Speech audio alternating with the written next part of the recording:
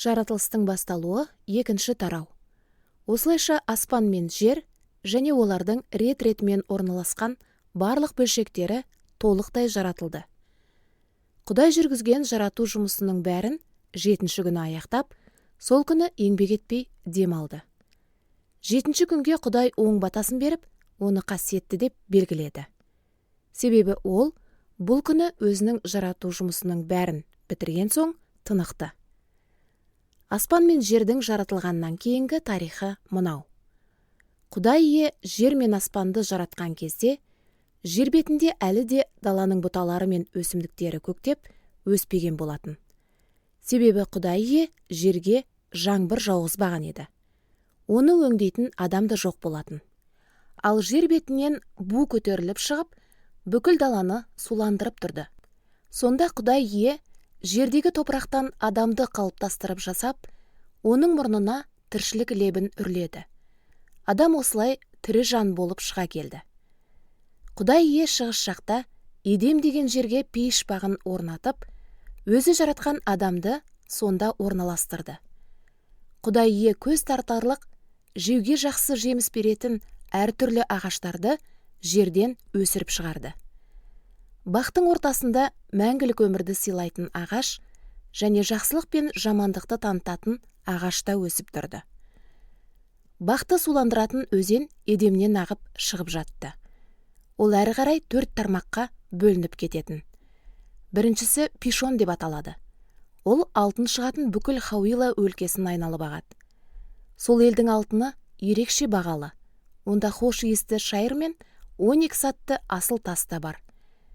Екінші өзенді Гихон деп атайды. Ол бүкіл құш өлкесін айналып ағады. Үшінші өзеннің аты Тигр. Ол Ассурдың шығыс жағынан өтеді. Төртінші өзен Ефрат. Құдай ие пейіш бағын өңдеп, күтіп бағу үшін адамды сонда орналастырды. Құдай ие адамға бұйрық беріп, саған бақтағы күллі ағаштардың жемістерін жеуге болады. Бірақ жақсылық пен жамандықты танытатын ағаштың жемісін жеме.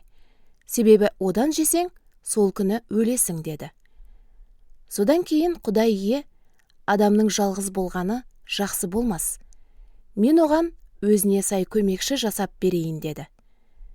Құдай ие даладағы барлық жануарларды және аспандағы күллі құстарды топырақтан қалыптастырып жасаған еді. Енді адамның оларды қалай атайтынын білу үшін бәрін оған алып келді. Адам қандай ат қойса, олар солай аталатын болды. Сонымен адам малдар мен аңдардың және аспандағы құстардың барлық түрлеріне де өз аттарын берді. Ал адамға өзіне сай көмекші табылмады. Сонда Құдай ие адамды терең ұйқыға батырып, ұйықтап жатқанда оның бір қабырғасын алып, соның орнын етімен жауып тастады. Құдай ие осы қабырғадан әйел жасап шығарып, оны адамға алып келді. Риза болған адам былай деді: міне, бұл сүйек өз сүйегімнен шыққан, әрі тән өз тәнімнен шыққан. Ол әйел деп аталатын болсын, себебі ол еркектен алынып жасалған. Сондықтан еркек әке-шешесін тастап, әйеліне берік қосылады. Сөйтіп екеуі біртұтас болады. Адам мен оның әйелі жалаңаш еді, ал олар бұған ұялған жоқ.